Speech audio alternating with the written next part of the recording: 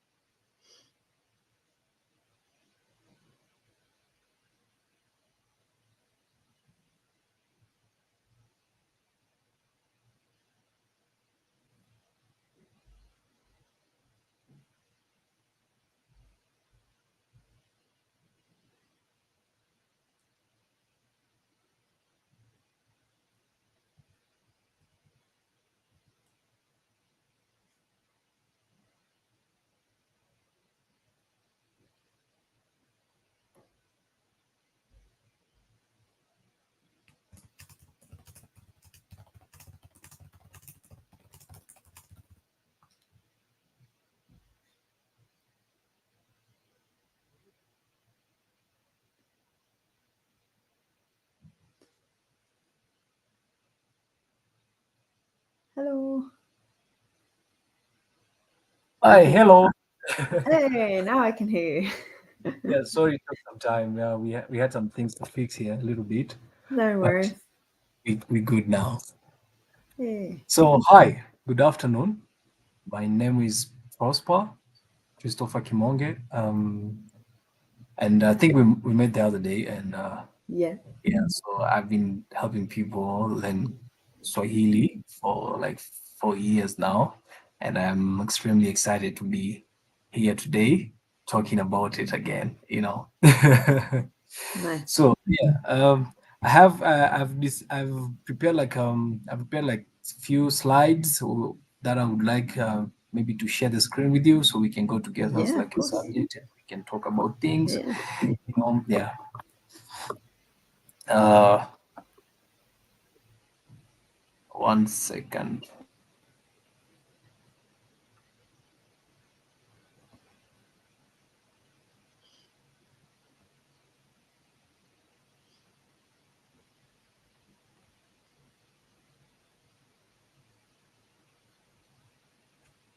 I see it.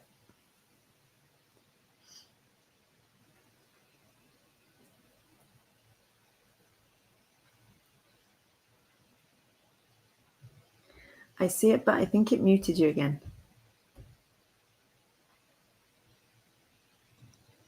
Yeah. There we go. So, um, so welcome to Cultural Language Journey, and my name is Prosper, and I'm excited to be here today. And yeah, I would love us to start it, getting to understand these things.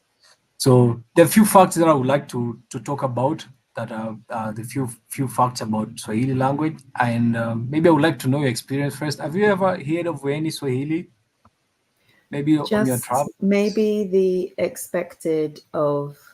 Yeah. I, I know that there's like Jambo, but then there's like, is it Who Jambo and Yeah. another bit that goes in front, and then the obvious Hakuna Matata. you're very, Very, you're very very, minimal. you're very. That's very like a pop culture thing. Exactly. But it's good. Today you'll know a little bit more about Swahili. So and I'm excited to be the person to show you around about this language. So these are a few facts about Swahili language. That is, the Swahili language, first of all, is spoken by over 100 million people worldwide, and in Africa, because in Africa, Swahili is a language that belongs to Africa, and in Africa, it's the most spoken language. It's a language that has most users in the world continent. And when I'm saying it's the language with the most users, I mean there's more than 150 languages that are in Africa, but the Swahili is the one with the most speakers. So first of all, it has the most users, and it's the official language for countries like Kenya and Tanzania, and the influence came from Arabs and Portuguese and local dialects. So on this point, I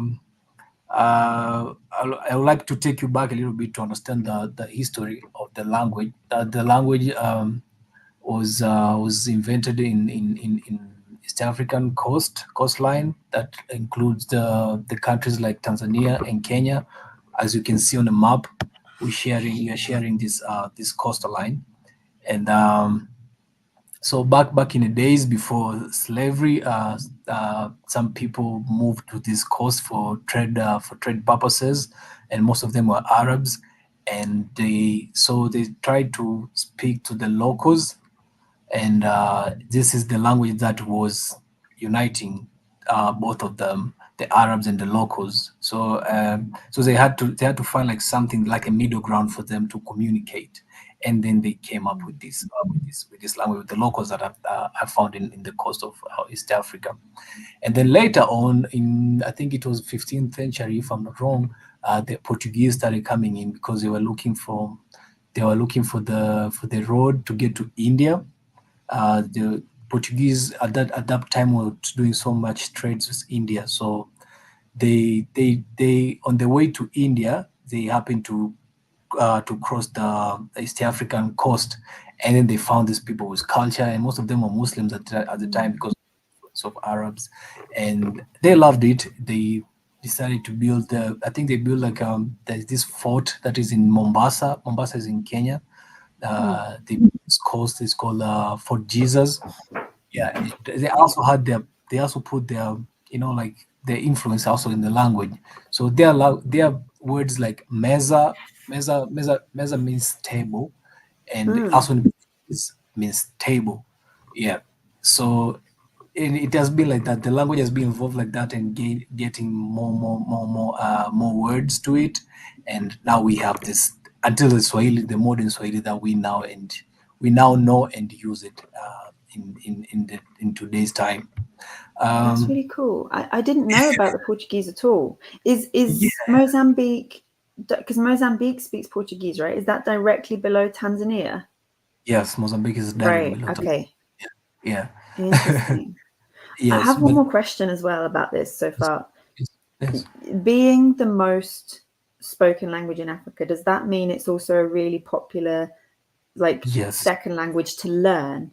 Like to learn as a foreign language within Africa as well, like across the Um, continent, or is it so, quite in this so specific area that it's I don't know if it's the most second language for people to learn, but I think it's also the population that is of people that is founded in the coast in like the all East Africa region. The whole East African region, we have our own communities that is consist of like I think 8 countries, and these 8 countries, all of them is more than 30 million people. So if you put just 8 countries, just the East African, we are so many of us, and there's are people who like now from South Africa. Now people are also like getting it because it's also very easy for them to learn this language. So we have those are people that are like in other areas in Africa who have just decided to like learn that. But I think the region that the East African region itself is what makes this language to be more popular and more like to have like more users. Yeah. And also, you need to understand that the African culture is consist of tribes. So there are very few. There are many there are many small groups of people that we call tribes. This is like African family structure. So we have tribes, and all these tribes they have their own languages, and these are just like compared to like a whole country. This is a very small group of people, and they have their own languages. So if you can have like this one language that is a national language for like 8 countries, it's already a really big group of people, and that's why you have like so many speakers. That makes sense. I see Gregory saying I've heard about Swahili as a lingua franca as well. It's what you just Yeah, described, right? Where there's all the smaller tribal languages, and then Swahili is sort of yeah, it's the understood big across the board. yeah. That's really cool. So And it's cool as so well that that lingua franca is a local language, albeit with influences from Arabic, Portuguese, etc., but that it's a local language and not English or French or Mhm. like is the case in a lot of other places in Africa as well, which is really interesting to hear. Yeah. And lingua has it also has so much of in Swahili inspiration to it, and and I think it's also because of the group of people who are speaking the lingua franca. There's this group called Bantus, and the Bantus Mm. are the locals that were in the coast of East Africa at the time the Arabs came and they invented this middle ground for them. So also the group of Bantus that are found in areas like Congo that are speaking the lingua franca, they're easily to adapt this language because it sounds so much close to their local dialect Yeah, that they on everyday activities. nice. That's really Yeah, cool. yeah, okay.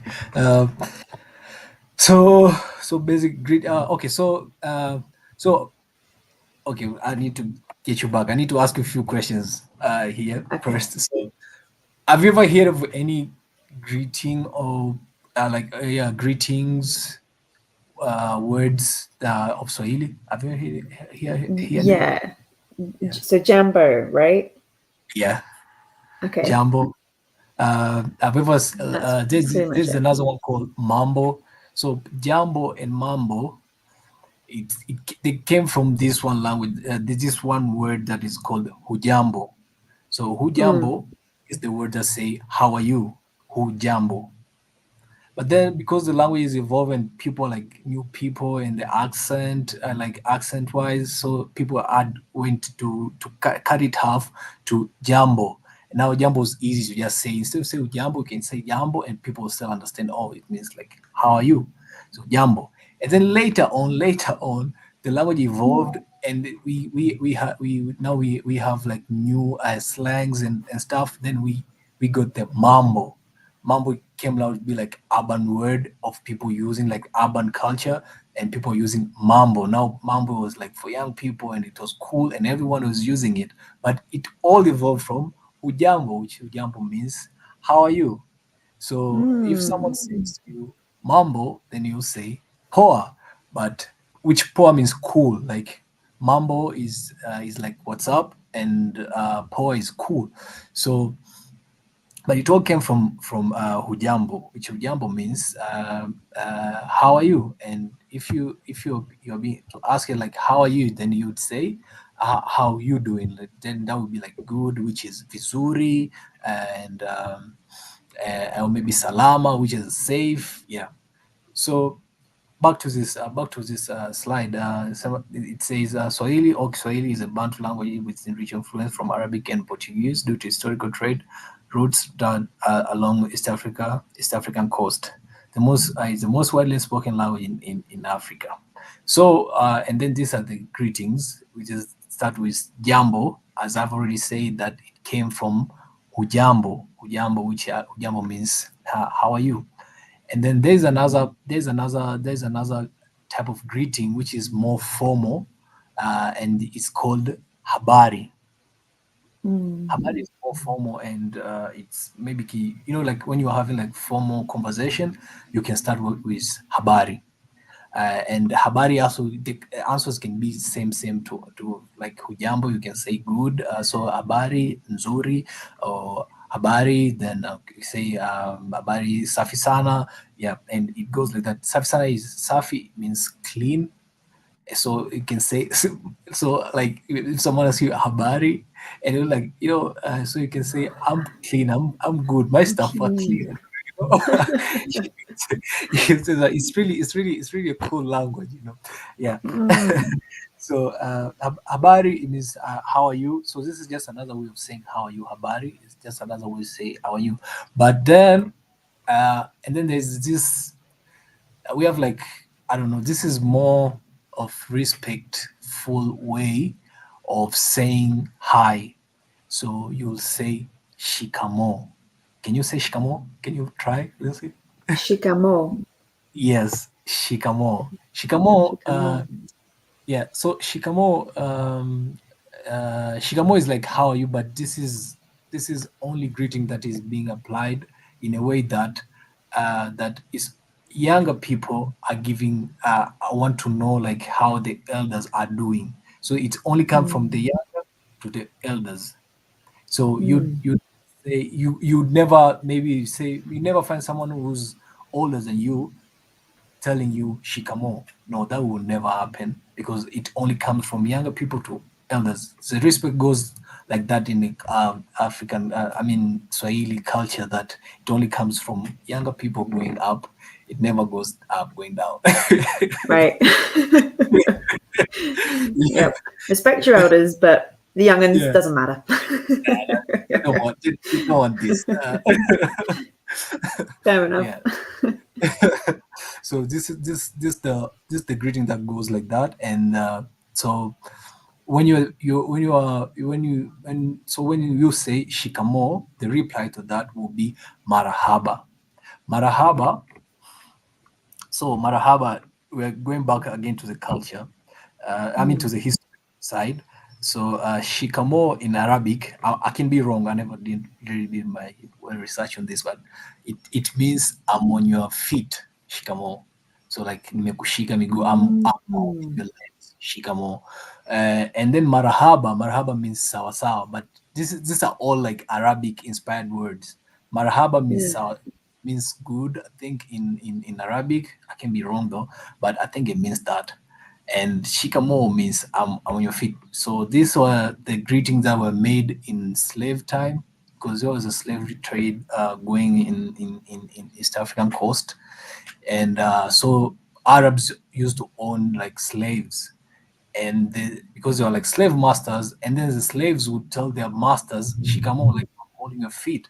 So and this slave master would say marahaba, which means good, and then that's how the day would go. And so as the time goes, the slave trade got abolished, and then we took that greeting to At the this culture. stage. Now, yeah, and now it goes from younger people to the elders that hey, shikamo, and they would say marahaba. And but you'll never find the elders saying tell the kids marahaba. That's really I mean interesting. shikamo. Yeah. And it's really funny because okay, so this is another fact about Swahili greetings is, for example, you can be on your hospital bed sick, and someone would come to you and say mambo, right? Mambo is like what's up in like like urban culture, mambo. And funny thing is no one would ever say so for example you're on you're on your hospital bed, people would expect you to say maybe because now it's like what's up, you'd say like oh man I'm doing bad, I'm very sick. No, but you the answer is that you'd always say poa or vizuri. If someone asks you habari, you say nzuri, how hujambo, which is how you doing, you say salama, which is good. And it's so weird, it's just the greetings doesn't really mean to like check on a person, it really means like Hmm. conversation starter. So we always go. So maybe if you're on your hospital bed, you'd be like, "Yeah, so how are you?" Say, "Good." But I'm very sick. As you can see, I'm on hospital. That actually answers. Gregory just asked that exact question. Is the Yeah, culture different to here where you ask, yeah, how are you? And you barely wait for the reply? Yeah, same. So, yeah. yeah. So this was really fun. Um, uh, so next it was so can you maybe practice to say shikamo and maraba? Did you learn anything about these greetings? Maybe any point you to take home? Yeah, shikamo and maraba. So that's the Yeah. elder, and then maraba is the response, meaning good. I'm thinking as well, like, I only know a little bit of Arabic, but in Turkish, it's the same of like hello is like merhaba. And I think Oh, in yeah. certain places in different Arabic dialects, maybe you can say something similar Yeah. as well. So yeah, Yeah. Yeah. I'm detecting the similarities already. This is good. I like it when that happens. Okay. Okay. Good. Good. So okay. So another thing is Swahili in pop culture. So as you know, I'm Mm. sure most of you guys have watched the Lion King movie. which I think it really pushed Swahili into the pop culture, like very, very much more than anything else. I've also have you guys also watched the A Team No, I've never seen it. movie A Team? Oh yes, they also have Swahili conversation in the middle of movie, and it's really cool to hear. Yeah, Yeah, that is cool. yeah. Many people will would recognize Swahili words from Lion Kings, which for example, first before. Yeah, so there are words that are like famously in pop culture, like Hakuna Matata, the one you said, and then there is Rafiki, which means friend, and then Mm. Simba, which means lion, and all these words are from the Lion King. So and I have a question then. My question is down here below. And so, how do you think of popular culture influenced language learning and interest? Like how do you think the popular culture influenced the Oh. language learning? Because I know you have been in this industry for a long time now. So, what do you think Mm. the pop culture is really doing to the people learning the languages, and maybe Mm. be open minded about maybe learning new languages? What do you think? I think there's a massive potential, Yeah, and I would say we're now at a point, partly mm, thanks to the internet and like streaming, the ease of access to music yeah, and film and TV from other places that makes it so much easier to yeah, access these things, yeah, where maybe more than ever before, it's easier yes. to find. I always call it finding your Shakira because for me, that's what it was. So, Ah, I yeah, wanted to learn Spanish because of, I think I said to you the other day, I wanted to yeah. learn Spanish because of the Thank you. Shakira album Laundry Service. I wanted to translate those songs. And Yeah. so that was the hook for me. That's what got me in. And And the that pop culture. then Yeah. Mm. right, and Yeah. 100%.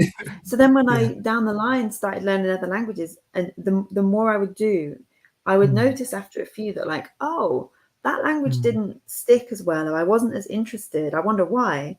And when I would think Yeah. about it, the Yeah. ones that never really stuck, it was because I Yeah. never had a thing. I never found my Shakira.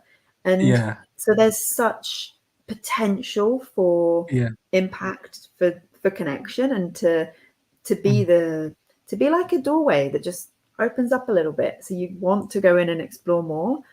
I Yeah. think in terms of the Lion King, I mean, I Mm. remember I was a kid and I didn't know for Yeah. years and years until I would say I was like an adult Yeah. that Yeah. there were these words, that Yeah. Rafiki and Mm. Simba and Hakuna Matata were actually from a language. I just thought they were the character names. Yeah. But what I love Yeah. now is to Yeah. think that even though that was the mid 90s, Yeah. where these things wouldn't have been as accessible at all, a, Yeah. a company as big as Disney and a film as big as The Lion King was Mm. still incorporating that into it. I think that's Yeah. really, really cool that that was happening even, almost 30, well, yeah, 30 years ago now. Yeah. Yeah. Yeah. Do you remember I mean any character from Lion King who I haven't mentioned here? There was Nala. Yeah, Nala. Yes, Does that mean anything? that doesn't mean anything, but it's really Doesn't beautiful mean anything. name. Oh, Yeah. they copped out on Nala then. Uh, They were like, yeah. Rafiki, we've done it. Yeah. Simba, there's Mufasa, the dad. Mufasa just a name also. Oh, okay. Who else? Um, Timon and Pumbaa. Pumbaa means something, Pumbaa. right? Pumbaa. Pumbaa means something in Swahili. Does it mean warthog? Yeah. So okay. So corn. You know corns, right? So we make there's this food that we have. It's called ugali, and it comes from from corns, from corn flour.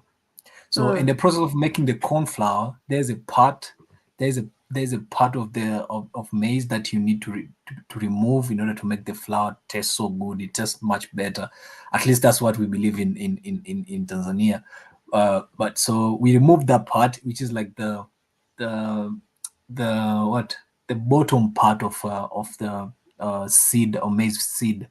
So we Mm. remove that part, And that part, because so when you when you make the flour, in this process of removing, you remove from so many or like so much of the maize seed.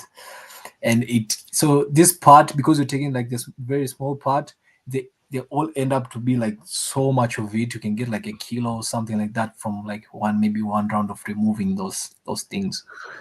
So that small part is called pumba. When you put together for like it's known as like big, very big dust, it's called pumba. And Oh, and is famously known for not having any nutrients. So we call it pumba because it's just empty and it doesn't have any nutrients. So you don't really use it. But it's very useful on chickens. Chickens love it, and it does something to chickens. mm. Yeah, I think it's like where the chickens are getting the protein the most or something like that. But it does something to chickens. But to human, it doesn't do anything. So we call it pumba, and then we put it aside. And then in the Lion King, there was a character called Pumba. And this Pumba was also like very, like, we can say like he was empty-headed, and it really made sense, because Pumba was Yeah, funny, very, you know. So that's I so don't know if, cool. yeah. When you started telling me about the corn, I thought you were going to say, and then because he was a warthog and he was a pig and he was greedy. No, it's because he's like useless.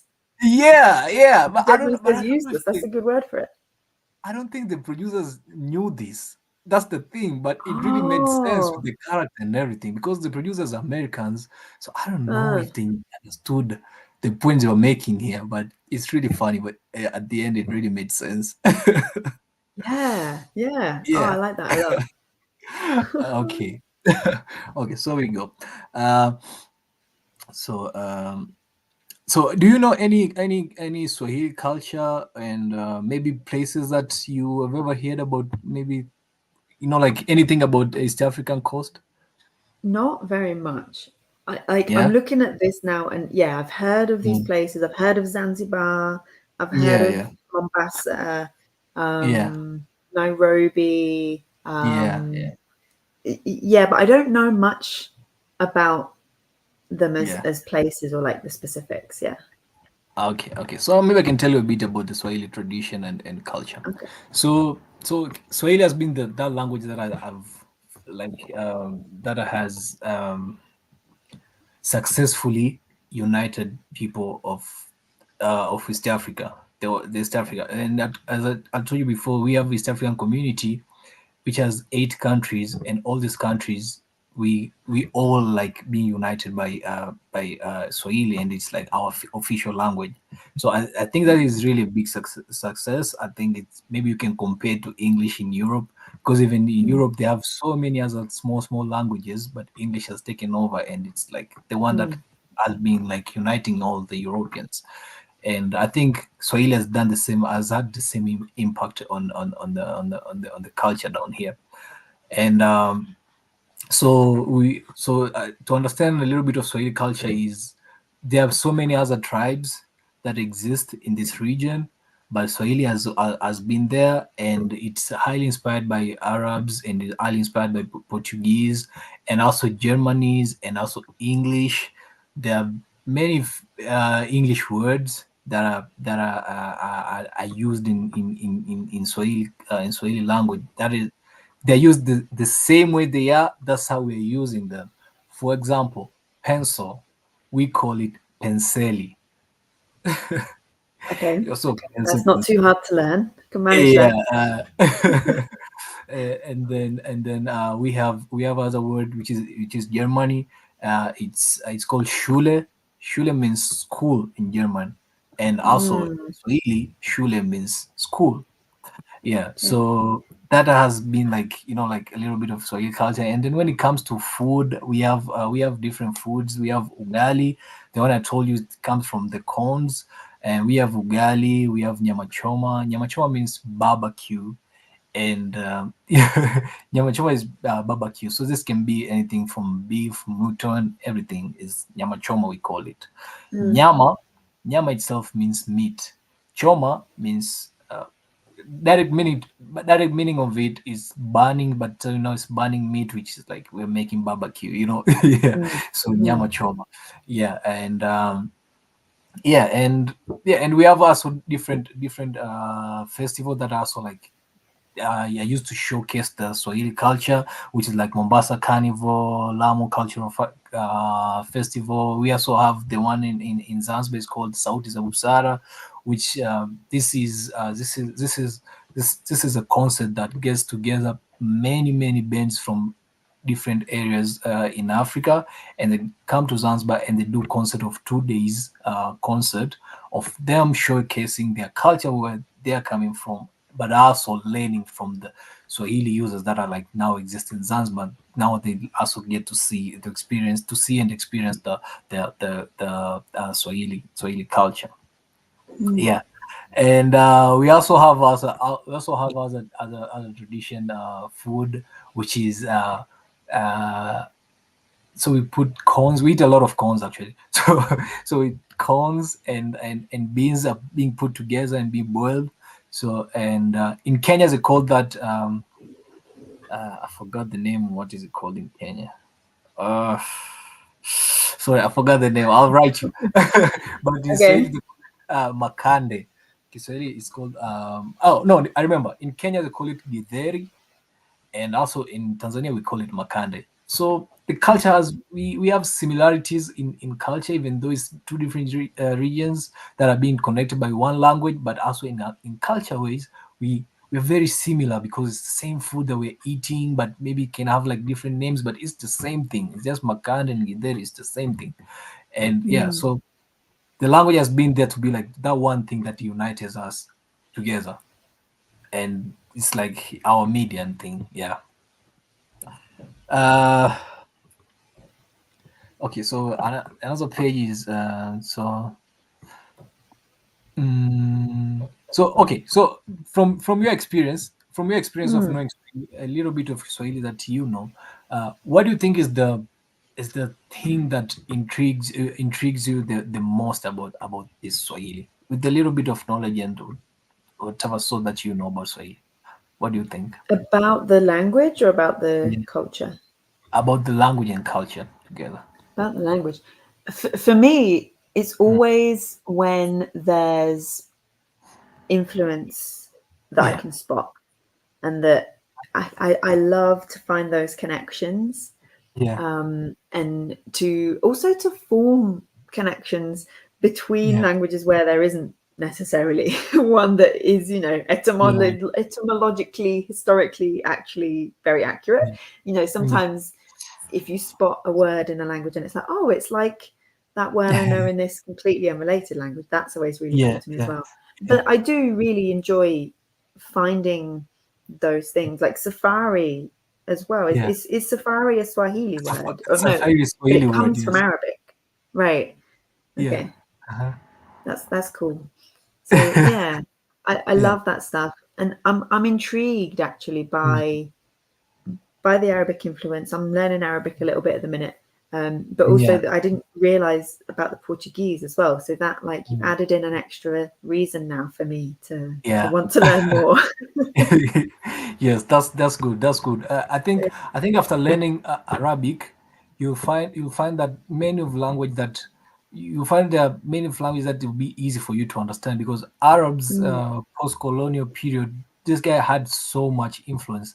They used to travel a lot, so they did here and mm, there. You know, they left their marks, and you will mm. find them all over other languages.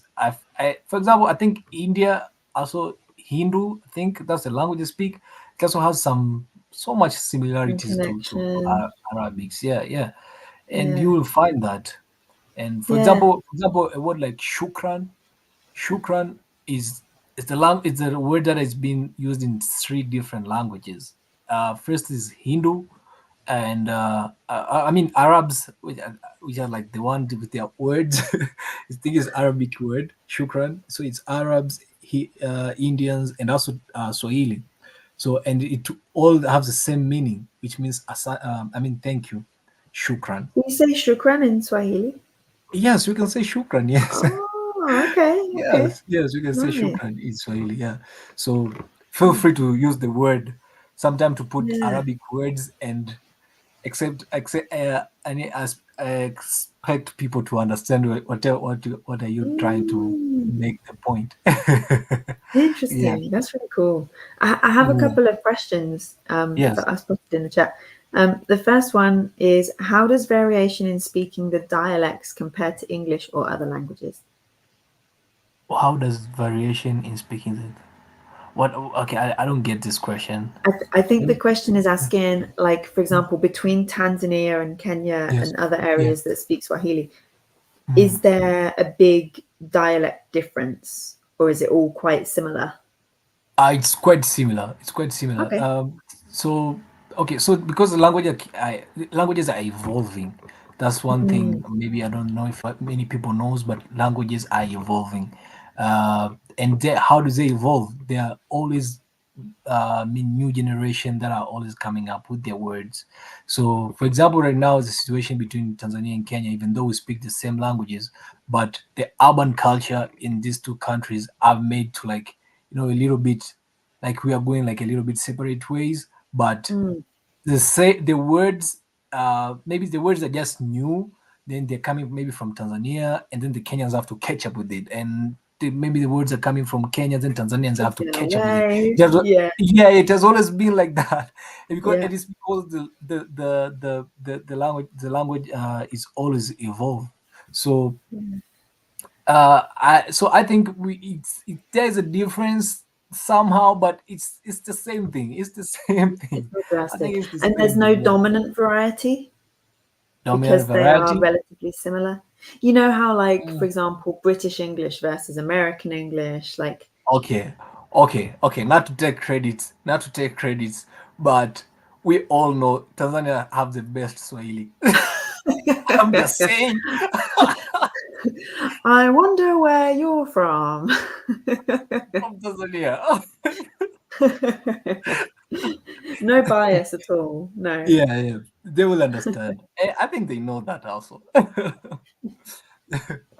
Fair Okay. enough. I'm not going to argue Yeah. with that. I can't. I'm just going to have to take your word. Um, the next question Oh, is, does yeah. does knowing how Swahili works help people to be able to go on to learn other languages in Eastern Africa? Yes, yes, yes. So I would speak this in my experience in Tanzania. So as in Tanzania we have we have things like it's like a group of community, like it's like a race, I can say. I don't know how to put this, but there's this group called Bantu, and the Bantus, they're the locals that were in East Africa at the time this Swahili was invented. And so these Bantus, they also have their mother tongues, which is like tribal languages. And but you see, Kiswahili has been built in a structure that is familiar to this group of people called Bantu. So, for example, for Tanzania itself, the Bantus have more than 120 languages that are like just mother tongue tribal languages. Wow. 120.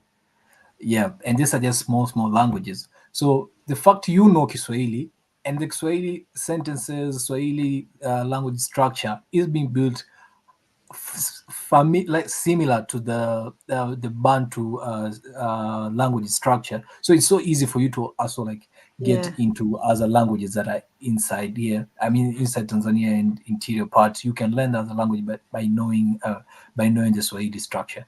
And also many also the same way the Arabs and other languages, they have so much influence in Swahili. These Bantu people, their mother tongue, their tribal languages, they also have so much influence in Mm, the Swahili culture. So there are words that you know in Swahili that you can also use them in this as a languages that are found in this area. And I think it's the same also with in Kenya. Yeah. mm. Nice. Another perk. Another good Yes. reason to learn. Yeah.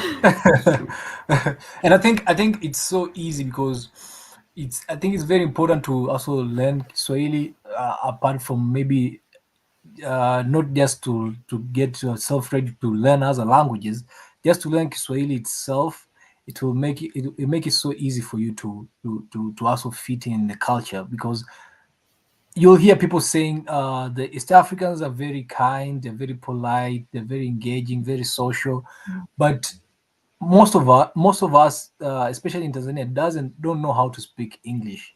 So in order for you to really get connect with these people, in order to really feel the warm feeling of being around the people who are kind to you, they're very welcoming, you need to understand this language. I think it make it so much easier for anyone visiting East Africa if you know even a little bit of Swahili. And these people are Mm. so surprised every time they meet, for example, a foreigner who knows Swahili. They will friend you so easily, like so quick, because they're like, who taught you this? How did you know this language? Whoa, you Yeah, speak yeah. it. And Yeah, you can really make friends very easily if you know the language. Yeah.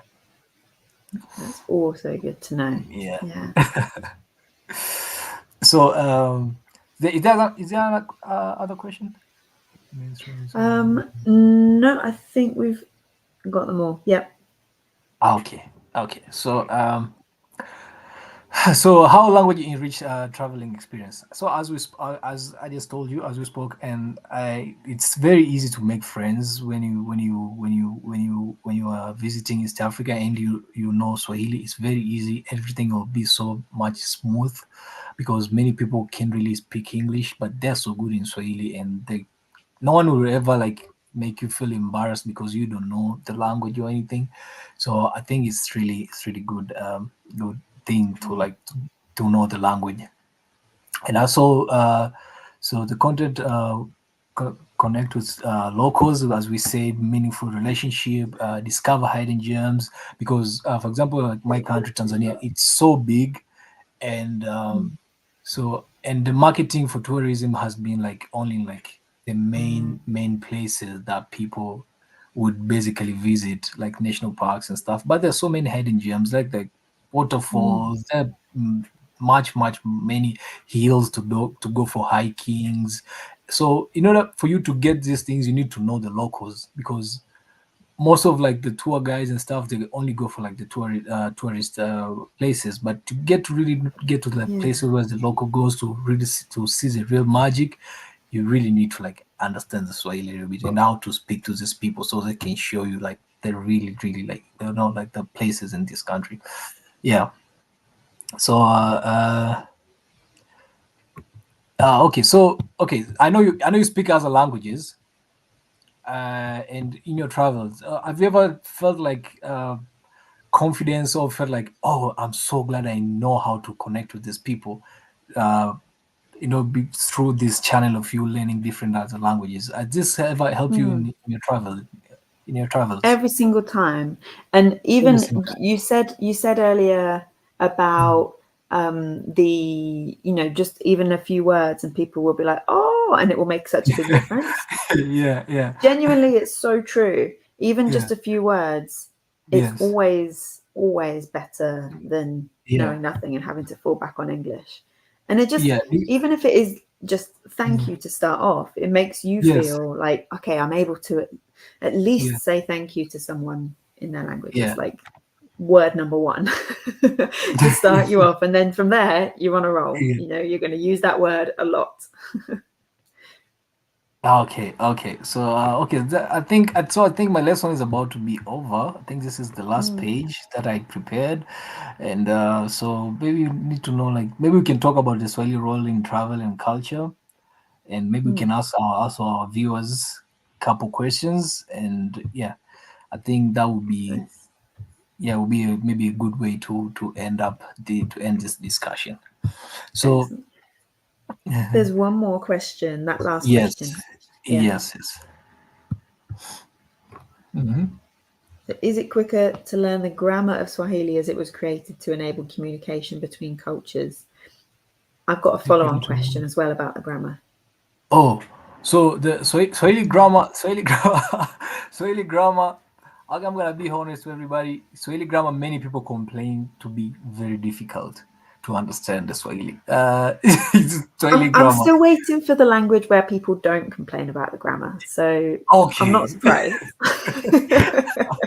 Okay, I'm glad that's how you're seeing things, because everyone, even the people here who are born and raised speaking the language, when they get to class and it's time to break the grammar, to understand the grammar, they always find it difficult. And I never got it, because to me it wasn't that much of difficult. I loved the language from when the time I was very young, and I was just, Mm. I was always, I grew up loving this. I really loved the language, so I never had problem with it. But every person that I've heard saying the grammar is so hard.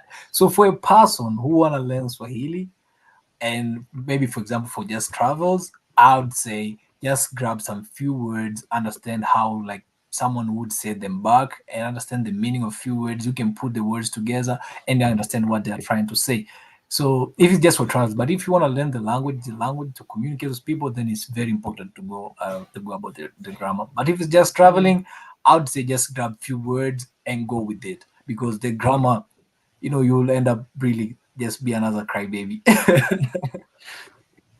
It's really easy to get bogged down in it, I think, to think Yeah. that it has to Mm. be perfect before you can attempt to Mm. say a sentence, which is a Yeah, yeah. shame because you don't. You can try, you You can really don't, still yeah. aim to Yeah, understand the grammar, even if you don't use it perfectly to begin with, it's still, you've yeah. tried. That's that Um, that is so much fun. the thing I was wondering about grammar is when you were talking about the other languages and the other Bantu languages and the influence that they have on Swahili, Yeah. is it right to say that perhaps the grammar and the structure mainly comes from those Bantu languages and the vocabulary primarily is from the languages that came in, like Arabic and Portuguese? Would that be accurate?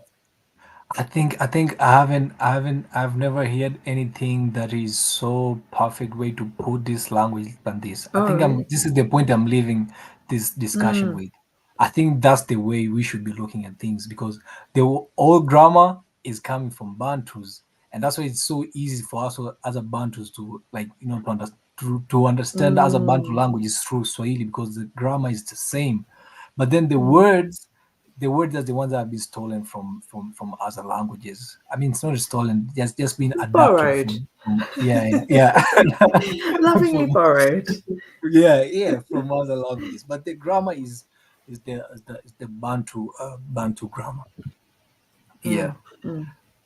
and I That makes think a lot and of I think sense. and I think the Bantu grammar goes all the way down to South Africa, because that's where the origin of this group of people Bantu was from. It was from South Africa. So there was some civil war going on in pre-colonial time, and this guy were being beaten in war, so they had to run, and they ran towards north, and then Mm, in north there, so they ended up like living as a groups of people in these areas. And then so you see like Mozambique, there's also Bantus in Mozambique, Zambia, Tanzania. They went all the way to like Kenya, mm. because they were running from south. Yeah, so, and that's the thing. Yeah. Interesting. Yeah, Wow, I hope I've that's really answered cool. the question. Yeah, yeah, thank you. Yeah. Yeah. Yeah, okay. So yeah, so maybe tips to learn the language. I think it's very important to understand to understand few words, and the words can go from greetings like ujambo, jambo, mambo, habari, and how to answer them. And you can actually, Mm, the good thing about learning Swahili is that you can go with the one answer for all the greetings. You can just say poa to all greetings and it will go. Poa means cool. So you can just do that for each and everything. Habari poa, ujambo poa, and mm. it can really go. So it's that can be a tips. You can just, like, just know many questions but have few answers, and that that will Yeah, go. Yeah. And another tip to learn the language is also understand what to apply where, like the don't really apply like not formal greetings to the place that is formal. Don't meet a person who's older than you and tell them mambo or hujambo. mm, That is so mm. disrespectful. So you need to like understand what is need to be applied where and when. Yeah, so I think those are like maybe the few tips I can give to a person who wanna like start learning the language. I think can find the beauty of it from such and such aspects. Really? Thank you Yeah. so much. I've really Thank you enjoyed so this. much. It's been a real, Yeah, really me too. insightful. Yeah, I had fun. So, Brilliant. do you have any other question? Just a comment from Gregory. I'm looking forward to finding an excuse to start learning some Swahili now that you've given us all Yeah. those good reasons why it's such a useful and surprisingly interesting language. I highly agree. Yeah, Brilliant. thank you guys. Thank you so much. I think it feels nice to hear something like this. And I'm glad to add one more Swahili speaker to the group. Yeah, To the big group as well. yeah, this is a big group. This is a big group. Yeah, and yeah, so because the first language I think is Swahili in Africa, and then Mm, the second is Arabic, and then the third one is something from West Africa. I forgot the name. So, and Arabic is not African. So, if you can put more mm. numbers on African languages, then I'm up for it. Please, Gregory, you Right. need to start learning the language. We are counting on you. That's it. Yeah, That's it. yeah. Okay. How do I say thank So, you in you say Swahili? asante, asante. Asante. Okay. Yeah. Prosper. Asante. Mm. Okay, you're welcome, and I hope you had fun because I also Yeah. did. I had fun. This was good. Yeah. Brilliant. Okay. Thank you so much. Thank you so much, Lindsay. See you next time. Uh, Bye. bye.